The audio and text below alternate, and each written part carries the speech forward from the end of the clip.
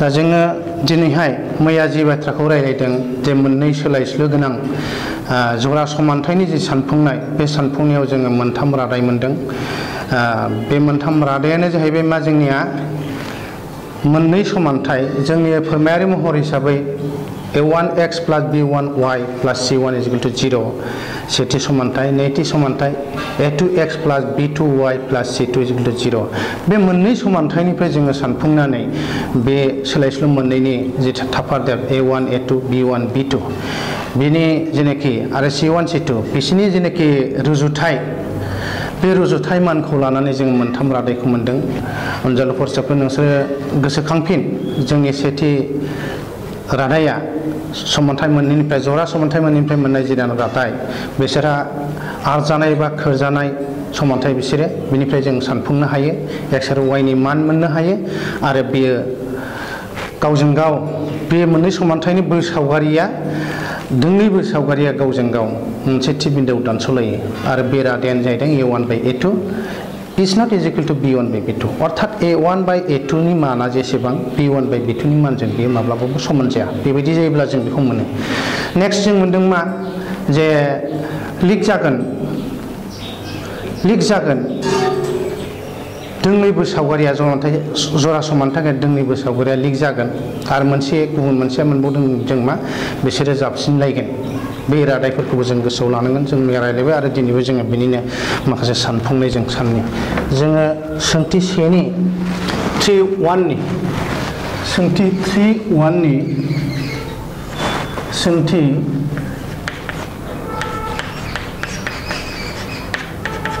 3.1 नि जोङो बाङाय सोंनाय दं। 3.1 नि सोंनाय बियो बिबारिया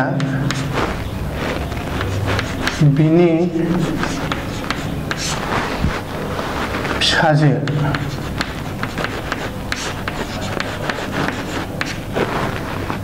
फिसाजोनो खिन्थायो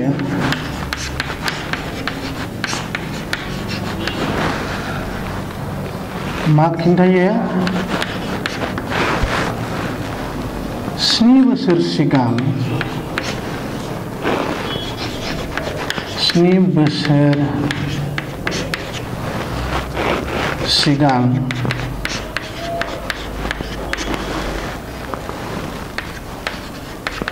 आं अर्थात बिबारिया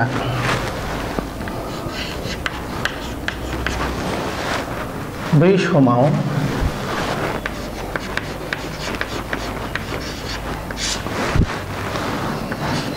नों अर्थात फिसाजोआ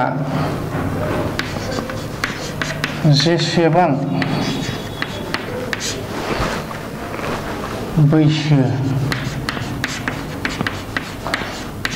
बैसोनि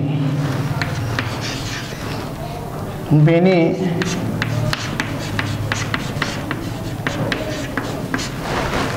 स्नि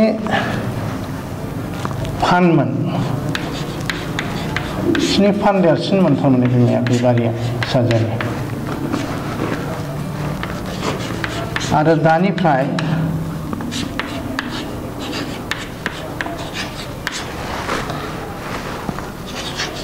3 बोसोरनि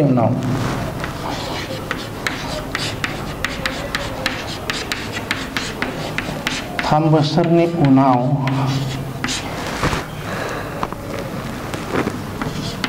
नों अर्थात फिसाजोआ जेसेबां बैसोनि जागोन थारमाने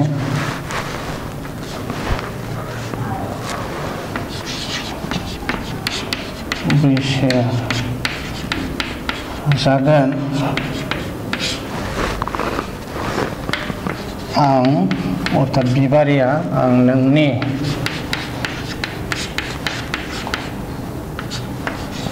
बैसोनि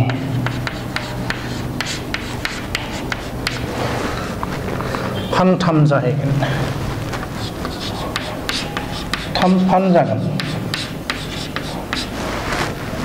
जाहैगोन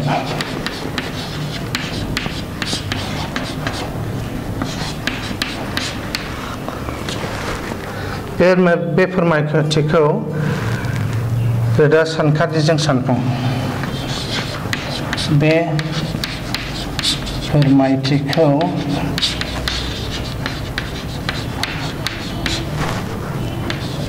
रोदा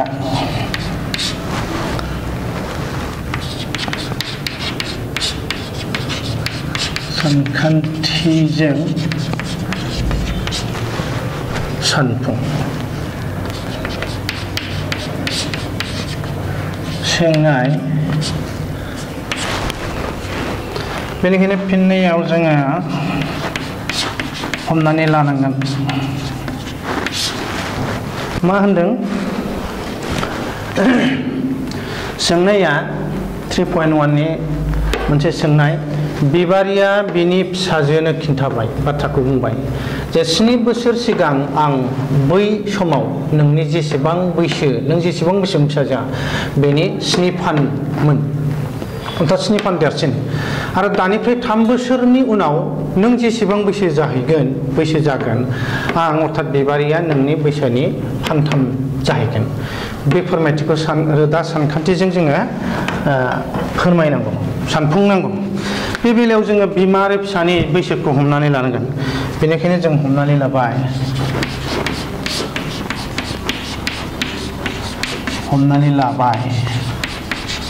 मा बिबारिनि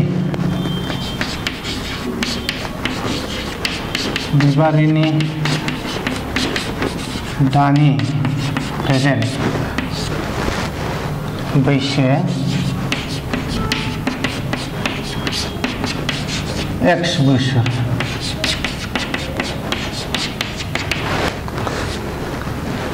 आरो फिसाजोनि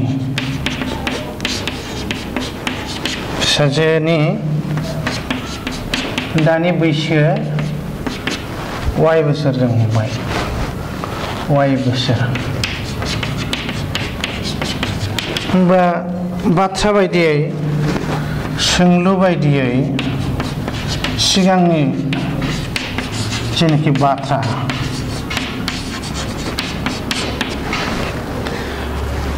स्नि बोसोर सिगां होनदों, दानि अर्थात X - 7 बे बिमानि, ओमफ्राय फिसाजोनिया Y - 7 जागोन 7 बोसोर सिगां। बे 7 फान देरसिनमोन बिमाया, बिबारिया होमबा समान जानांगौआ फिसाजोनिजों 7 बोसोर सानजाबनांगोन। सानफुंबा जों मा मोनगासिनो दङ बेखौ X - 7y - 49, अर्थात जों मा समानथाय मोनगोन? X - 7y - 42। बेखौ जों इकुवेशन 1 लादों, -42। अर्थात जोङो बेखौ 1 लासिनो therefore X - 7y plus 42 is equal to 0, equation 1। मानोना जोङो नैबे आगदानि -42 खौ जोङो बारहोबाय, आगदानिफ्राय आगसि बारहोबाय, माइनासआ प्लास जाबाय। थिग बेबायदिनो नैथि बाथ्रा बायदियै मा जागोन जोंना? 3 बोसोरनि उनाव बिमानि बैसोआ मा जागोन जोंना? X + 3। फिसाजोनि बैसोआ जागोन मा जागोन? X + 3। खिन्थु फानथाम बे समाव बा फानथाम बा फिसाजोनिया फानथाम खम जागोन, गतिके फिसाजोनिजों जोङो फानथाम सानजाबबा समान जागोन। X + 3 = 3 into Y + 3, जेनेबा X + 3 thrice Y + 9 गतिके X बेखौ बारहोबा माइनास थ्राइस Y को बारहोबा मा जायो? 9 निफ्राय 3 थांबा 6, अर्थात X - थ्राइस Y - 6। जों इकुवेशन 2 लाबाय, इकुवेशन 2 लाबाय। अनजालु फरायसाफोर नायदो, सोंनाय बायदियै सेथि बाथ्रा, जाय समाव बिमाया, जों हमना लादों दानि बे समाव बिमानि बैसोआ X, आरो फिसाजोनि बैसोआ y बाथ्रा बायदियै 7 बोसोर सिगां बिदिबा बिमानि बैसोआ x निफ्राय दानिया जुदि x जायोबा 7 बोसोर सिगां 7 बोसोर खममोन बेनिखायनो x - 7 दानिया जुदि फिसाजोना y जायोबा 7 बोसोर सिगां y - 7 जागोन आरो बै समाव बिमा आरो फिसानि बैसोनि जि रुजुथाय बे रुजुथाया बिमानिया फिसाजोनि 7 फान देरसिनमोन होमबा फिसाजोआ 7 फान दुइसिन होमबा समानथाय बानायनांगौआ जोङो फिसाजोनिजों 7जों जों सानजाफानो 7 फान सानजाबनांगोन बेनिखायनो x - 7 = 7 * y - 7 बाथ्रा बायदि सेथि बाथ्रा बायदि जों बे समानथायखौ मोनबाय सानफुंनानै जों मा मोनहैबाय x - 7y + 42 = 0 बे जाहैबाय जोंनि सेथि बाथ्रानि जेनाखि मोननांगौ समानथाय बे समानथाय जायखौ जोङो मा लादोंमोन a1x प्लस जों मा मोनदोंमोन a1x + b1y + c1 = 0 बे मोनहैबाय नैथि बाथ्राया जाहैबाय मा दानिफ्राय 3 बोसोर उनाव बि फिसाजोनि बैसोनि फानथाम देरसिन जागोन होमबा दानिफ्राय 3 बोसोर उनबा बिमानिया जुदि दा बैसोआ x जायोबा x + 3 फिसाजोनिया दानि बैसोआ y जायोबा 3 बोसोर उनाव y + 3 नाथाय बिमाया बै समाव फिसाजोनि फानथाम देरसिन जागोन बुंनो फानथाम देरसिन जागोन होननानै बुंदोंब्ला बेयाव नायदो जे मा जागोन जोङो फिसाजोनिया 3 फान दुइसिन जागोन बेनिखायनो फिसाजों 3 फान सानजाबबा जों मोनगोन x + 3 = 23y + 3 जों सानफुंनानै मोनो मा मोनो x - 23y - 6 = 0 बे जाहैबाय नैथि समानथाय नैथि बाथ्रा बायदि बिनिखायनो मा जादों जोंनि बे महराव जरा समानथायनि महराव फोरमायारि महराव a2x + b2y + c2 = 0 मोन बेनि जायगायाव जों x - 23y - 6 = 0 मोनबाय अनजालु फरायसाफोर दा जोंनो जायगा नांगौलाय आं सोंनायखौ आरो खोमोरनानै बिनि आबुं फिननायखौ होनो लानि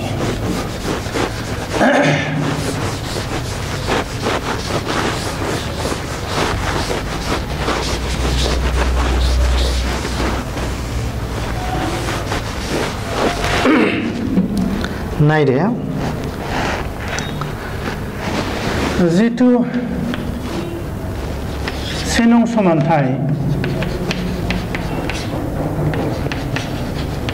समानथाय या मा जोंना x - 7y + 42 = 0 जों बेखौ सानोबा -7y -42 - x गतिके जों मा खालामनो हायो 7y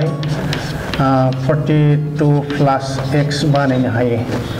गतिके जोङो मा खालामनो हायो y = मा खालामनो हायो जोङो बे माइनास गतिके x + 42 / 7 बे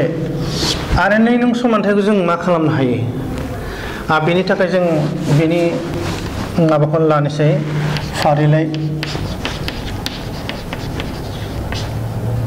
फारिलाइया जोंनिया x आरो y जिहेतु जों बे सावगारि फज'नो थांगासिनो दं मोनथाम लानि जों x y जे बे समानथायाव फज'योब्ला जोङो मा मोनगासिनो दं जेब्ला x खौ जोङो 0 होगोन x खौ 0 होबा 42/7 means 6 जेब्ला x खौ 7 होगोन जोङो 7 plus 42 49 7 × 7 49 जेब्ला x नि माना 7 जायो y नि मानाबो 7 जागोन जेब्ला x नि माना -7 जायो मा जागोन 5 जागोन दा आरोबाव समानथाय नै जिहेतु 2 नं समानथाया मा जोंना जों मा मोननानै दं नैबे x - 23y - 6 = 0 जों सानफुङोबा मा मोनगोन बेखौ -23y * 6 - x 6 minus x minus 3y जों गतिके माइनास कमन लायोबा x minus 6 गतिके जोङो y is equal to minus minus cancel x minus 6 by 3 x minus 6 by 3 बे समानथायनिफ्राय जों दानिया x आरो y नि जेनेखि बिन्दोफोर जोंखौ दिहुननानै लानि जों जेब्ला x नि माना 0 जायो 0 लायो x नि मानखौ 0 बा minus 6 by 3 minus 2 जेब्ला 6 को x को 6 लायो 6 minus 6 0 0 by 3 means y नि माना 0 जागोन आरो 3 जेब्ला x नि मानखौ 3 लायो बा minus 3 by 3 means minus 1 जागोन जोंनि बे फारिलाइ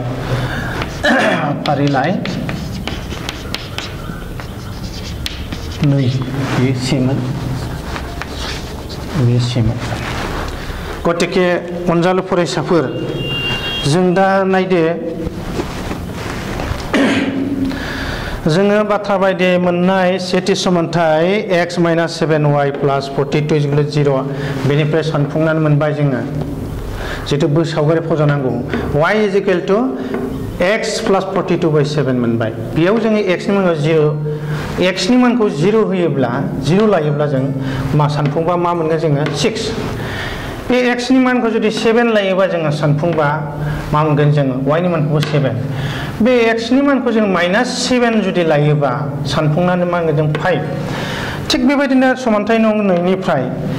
x minus 3y minus 6 equal to 0 सानफुंनानै मा मोनबाय जों y is equal to x minus 6 by 3 दा बे समानथायाव जों नायदो जे x नि माना लाथिख' जायोबा -6 by 3 बेखौ जों सानफुङोबा -2 मोनगोन थिग बेबायदिनो x नि मानखौ जुदि जोङो 6 लायो 6 minus 6 0 by 3 means 0 थिग बेबायदिनो x नि मानखौ जेब्ला जों 3 लायो सानफुंनानै जों मोनगोन -1 दानिया बे फारिलाइ मोननैनिफ्राय मोननाय जेनेखि बिन्दोफोर बे बिन्दोखौ जायगा नांगौलाय आरो माखासे सोंनाय खर'नि सोंनायखौ आङो खोमोरफिननांसिगोन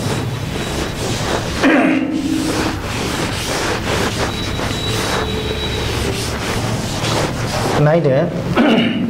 जों मा लिरगोन बेखौ बो सावगारियाव फज'नो थाखाय दानिया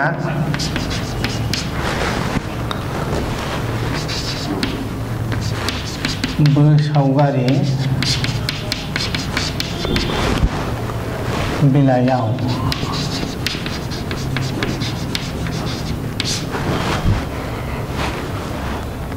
अनजालु फरायसाफोर समानथाय नं 1 निफ्राय मोननाय बिन्दोफ्रा जोंनिया मा नैबे गतिके बिन्दोफोर 0 6 7 7 आरो माबे -7 5 आरो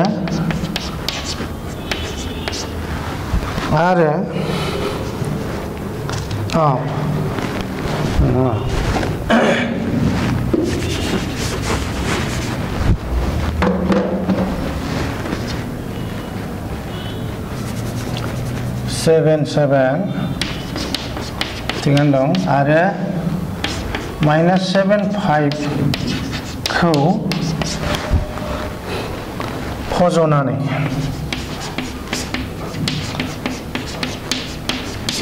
AB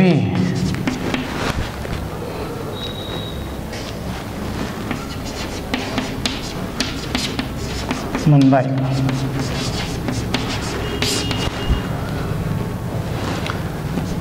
दानिया 2 नंनिफ्राय मोननाय नंनिफ्राय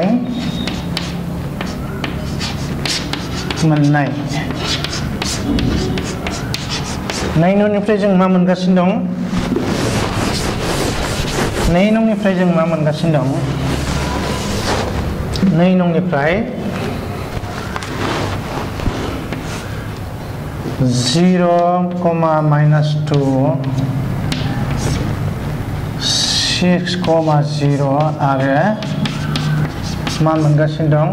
3 minus 1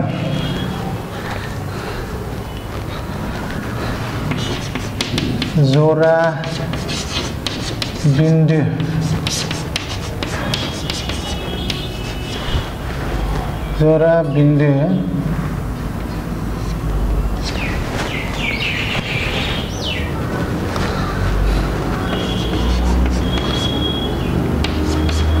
फज'नानै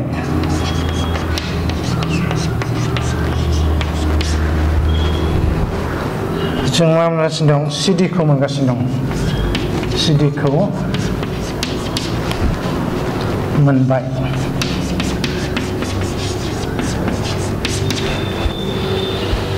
दानिया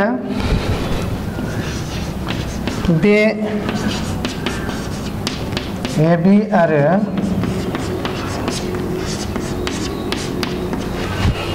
CD या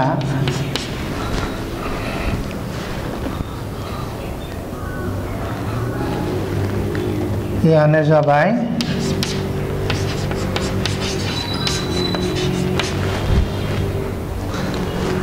आखिनो गोनां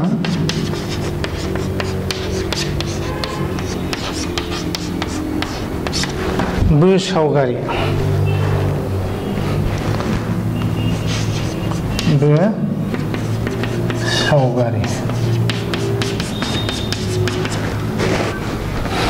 अनजालु फरायसाफोर जोङो सानफुंबाय सानफुंनायनि उनाव जों बे बिन्दो समानथाय मोननैनिफ्राय मोननाय फारिलाइ नंसे आरो फारिलाइ नंनै नैबे बेसे नङा बेयो नैया नैबे सेया फारिलाइ नंसे बेयो फारिलाइ जुदि सेनिफ्राय मोननाय बिन्दोफोर 0 6 7,7 आरो -7,5 बेजों जोङो AB दोंसे गोथों हांखो मोनबाय जायनोखि समानथाय नंसेनि बोसावगारि आरो समानथाय नंनि बोसावगारि जों बेखौ मोनबाय माजों 0 -2 6 0 आरो 3 -1 अर्थात नैबे 0 -2 मोनसे बिन्दोआ गुबुन मोनसे बिन्दोआ 6 0 आरो गुबुन मोनसे थामथि बिन्दोआ 3 -1 बेखौ फज'नानै जों बेखौ जोङो CD गोथों हांखो होबाय दानि AB गोथों हांखो समानथाय नंसेनिफ्राय मोननाय आरो समानथाय नंनिफ्राय मोननाय CD गोथों हांखो बिसोरोनो जाहैबाय जोंनि आखिनो गोनां बोसावगारि सावगारिया जोंहा जोंनियाव जोङो आरो आं गोजौनिखौ खोमोरबावबाय जोंनो जायगा नांगौ ओमफ्राय बे ब्लेकबर्डआ जाहैबाय जोंनो ग्राफनि थाखाय ब्लेकबर्ड नङा अब्लाबो जास्ट मोनसे मोनदांथि बिनि महरखौ आङो नोंसोरनो बोनानै होनि ग्राफ बेलायाव जोङो ओरैबायदि मोनो बे जाहैबाय जोंनिया x ओमफ्राय बे जोङो बेखौ y नैबे 0 बे माना अ बिन्दोआव दानस'लायो जोंनि गाहाय अक्ष दोंनिया x o x' आरो y o y' गोथों हांखोआ अ बिन्दोआव दानस'लायो थोंगोरै पारपेन्डिकुलारै थोंगोरै दा बेयाव जोङो ग्राफनि बोसावगारिनि जेनाखि ब्लेकबर्ड नङा नालाय अब्लाबो जों आयदाखौ ओरै खालामनानै आं होनि जों बेबायदि मोनगोन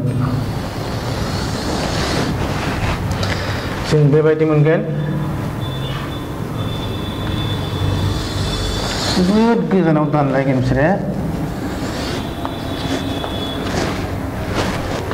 बेबायदि मोनगोन जोंनि बोसावगारि दोंनैखौ जेराव जोङो बेखौ 42,12 खोन्दोसेयाव फार्स्ट क्वाड्रेन्टआव जों बेखौ मोनगोन दा नैबेयाव जोङो लादो बे बिन्दोखौ लादो -7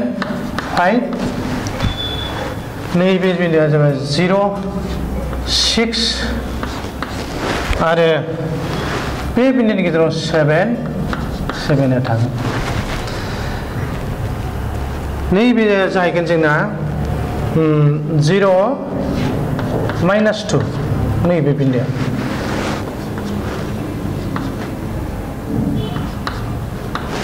बे बिन्दोआ थिग बिदिनो जोंना नैबे बे जाहैगोन मा 6 0 नैबे बिन्दोआ जोंना बे जाहैगोन बेयाव अर्थात जों बेखौ थि होननानै बुंदों थि होननानै हमनानै लानो हायो बेनिखायनो बे दोंनै गोथों हांखोआ बहा दानस'लायदों आखिनो गोनां बो सावगारि बिसोरो गावजों गाव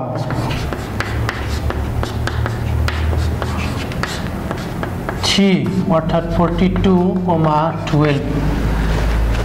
थि बिन्दोआव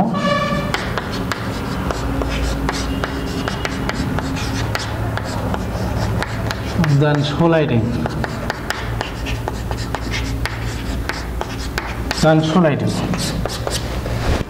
अनजालु फरायसाफोर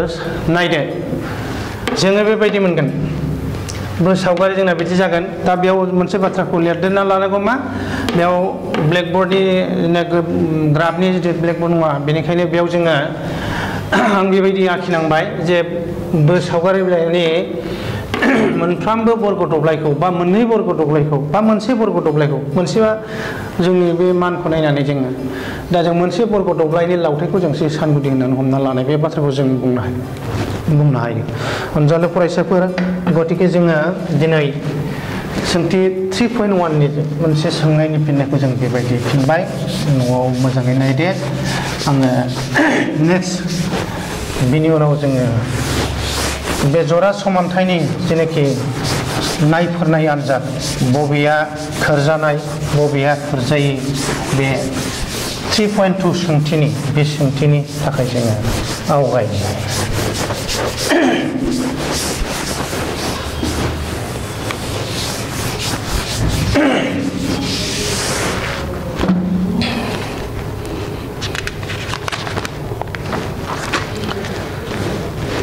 दा नैबेहाय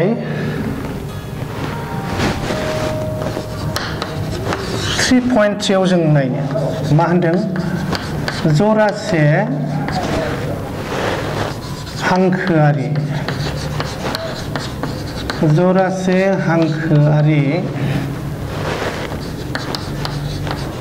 समानथायनि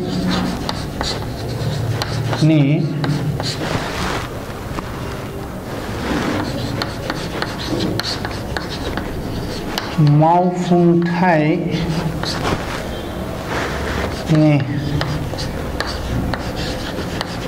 बो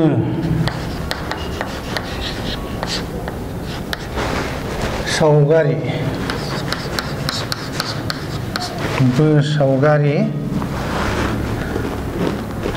आदब जोंनि जरा समानथायनिफ्राय सानफुंबा जोङो जायखिजाया जोङो बो सावगारि मोनगोन मोनथाम रोखोमनि जायखौ जोङो रायलायनो लादों ग्राफिकेल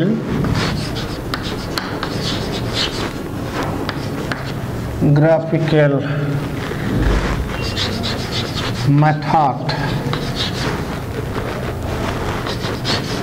of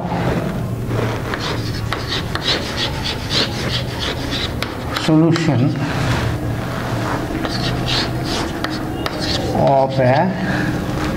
pair of linear equation jora pair of linear equation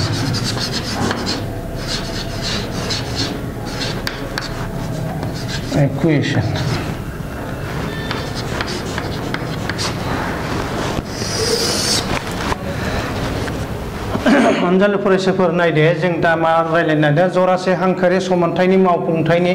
बो सावगारि आदब graphical method of solution of a pair of linear equation दा बेयाव जोङो मैया एसे मोजाङैनो रायलायलांबाय आंनो ब्लेकबर्डआव बेफोर बाथ्राखौ लिरबाय थायालासेनो फरायनानै होनो नागिरदों जरासे हांखोआरि समानथायखौ सानफुंनानै जों गाहायाव लिरजानाय मोनथाम गाहाय रादायफोरखौ मोननो हायो जों मैयाबो रायलायदों एसे बेयाव रिपिट खालामनो जों सानफुंनाय बायदि 1 नम्बराव मोननै सोलायसोलनि जरासे हांखोआरि समानथाय जायहा मोनसेल' मावफुंथाय थायो सलुशन थायो बे हांखोआरि समानथायनि मोनसेया जाहैदों मा खोरजानाय एबा आरजानाय जों x आरो y नि मानखौ मोननो हायो कनसिस्टेन्ट पेयार होननानै बुङो बेखौ बिनि जरा समानथायनि हांखो बोसावगारिफोरखौ जोङो मोनसेल' बिन्दोआव दानस'लायनाय मोनो जरा समानथायनि मोननाय दोंनै बोसावगारिया मोनसे थि बिन्दोआव दानस'लायो बे बाथ्रा बेनिखायनो बे रादाया जों मा मोनदोंमोन a1 by a2 is not is equal to b1 by b2 जोंनि रुजुनायाव जोंनि समानथाय a1x plus b1y plus c1 is equal to 0 नैथि समानथाया जोंना a2x plus b2y plus c2 is equal to 0 बे समानथायनिफ्राय सानफुंनानै जों जेब्ला रादायखौ मा मोनो a1 आरो a2 नि रुजुथायनि माना b1 b2 नि रुजुथायनि मानजों समान जाया अब्ला जोङो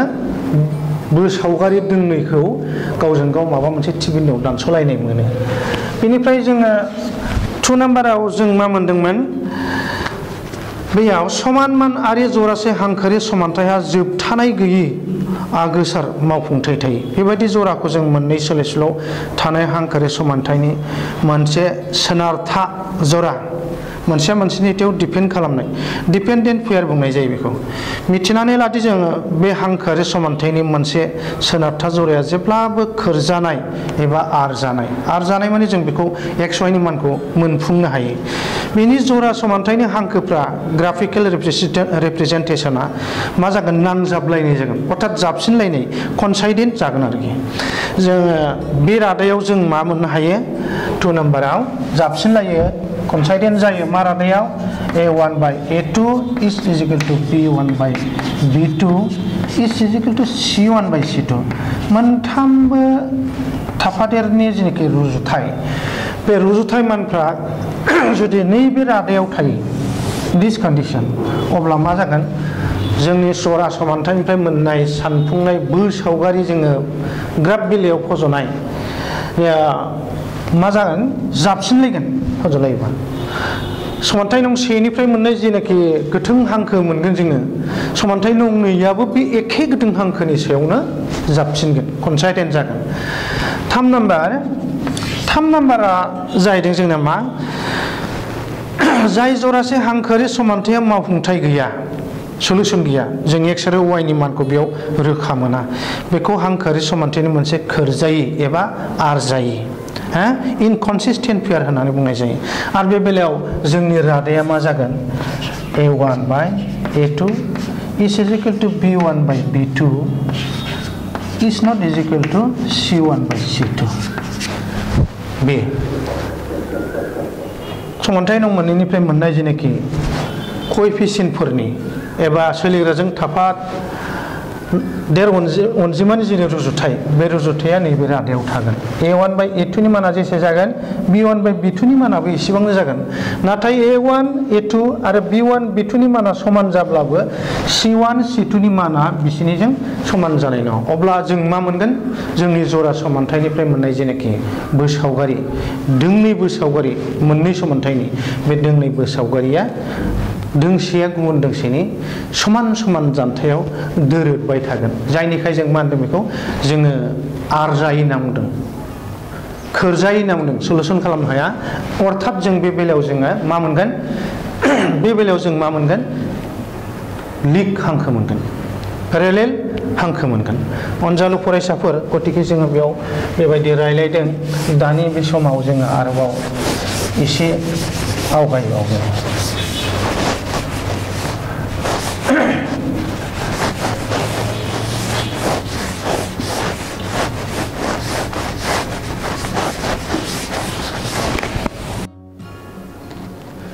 अनजालु फरायसाफोर जोङो दिनैहाय जेनाखि मोननै जरा समानथायनिखि सानफुंनाय आरो बिसोरनि रादायफोरखौ जों बिथं भाबै रायलायबाय बे रायलायनायनि गेजेरजों मोनदांनो हाबाय जे मोनदांनायल' नङा रोखा जाबाय जे मा जोङो जरा समानथायनिफ्राय जोङो सानफुंजानाय आरो सानफुंजायै खोरजानाय खोरजायै एबा आरजानाय आरजायै जोङो बेखौ मोनबाय। दा बेयाव जों गोसोआव लानांगोन जे मा रादायाव जोङो आरजानाय मोनो। आरजानाया बबाव मोनो A1/A2 is not Ezekiel two B1/B2। बेयाव दोंनै बोसावगारिनिया गोथों बोसावगारिया जोंना मा जागोन थि मोनसे बिन्दोआव जों दानस'लायगोन। बेयाव मावफुंथाय मोनो जों एल'मेल' साननांगौ गैया, बेयाव जों मावफुंथाय मोनो अर्थात सलुसन मोनो। एक्स आरो वाइनि रोखा मान जों बेबायदि मोनो। थिग बेबायदिनो जोङो A1/A2 इज इजिकेल टु B1/B2 इज इजिकेल टु C1/C2 बे रादायाव जोङो समानथाय जरानिफ्राय मोननाय जोङो बेयावबो सानफुंनो हायो अर्थात खोरजानाय एबा आरजानाय अर्थात बेयाव जरा समानथायनिफ्राय जों मोननाय जेनाखि बोसावगारि बे बोसावगारिया जाबसिनलायो, मोनसेया मोनसेनि सायाव जाबसिनो। मोनसे समानथायनिफ्राय सेथि समानथायनिफ्राय जि बोसावगारि मोनगोन जों दोंसे गोथों हांखो, नैथि समानथायनिफ्रायबो जों बे एखे हांखोनि सायावनो जाबसिननाय मोनगोन जों। बेनिखायनो जों जाबसिननाय मोनदों, बेयाव जों सानफुंनाय मोनो एक्स आरो वाइनि। आरो थामथियाव जोंहा मोनसे रादाय दं, मा रादाय A1/A2 बिनि माना B1/B2 जों मा एखे, नाथाय C1/C2 नि माना बिसोर मोननैनि समान नङा, it's not Ezekiel two C1/C2। बे रादायजों जोङो मा मोनो मोननै समानथायनिफ्राय दोंनै गोथों हांखोआ गावजों गाव लिक जायो, जेराव बिसोरो बे रादायाव मा जादों आरजायै अर्थात सानफुंनो हाया जों। खोरजायैबो होनना बुंदों, सोरबा बेखौनो आरजायैबो होनना बुङो। गतिके अनजालु फरायसाफोर, जोंनि बे दिनैनि बे जरा समानथायनि मोननै सोलायस्लु गोनां जरा समानथायनि जेनाखि रायलायनाय सानफुंनाय जों गाबोनहाय बेनिनो अर्थात खोन्दो 3नि 3.2 बे सोंथिनि जों माखासे सानफुंनायखौ खालामगोन। अनजालु फरायसाफोर, नोंसोरो नोंसोरनि टेबोलाव गावनि थाखो जिनि बिजाबखौ लानानै आरो होनाय जेनाखि हमवर्क नङाबा गुबुन गुबुन सोंथिफ्राव थानाय जेरै सोंलु, बे सोंलुनि फिननायखौ सरसा खालाम। गतिके दिनै आङो बेखिनि फोरोंथाय होनानैनो दिनैनि जोंनि थाखो जिनि जे सानखान्थि सोलोंनाय बे सानखान्थि सोलोंनायखौ दिनै आङो जोबथानायाव आंनि गाहाम हामलायथि हरनानै दिनै बेयावनो फोजोबबाय होननानै फोसावबाय। गोजोन्थों।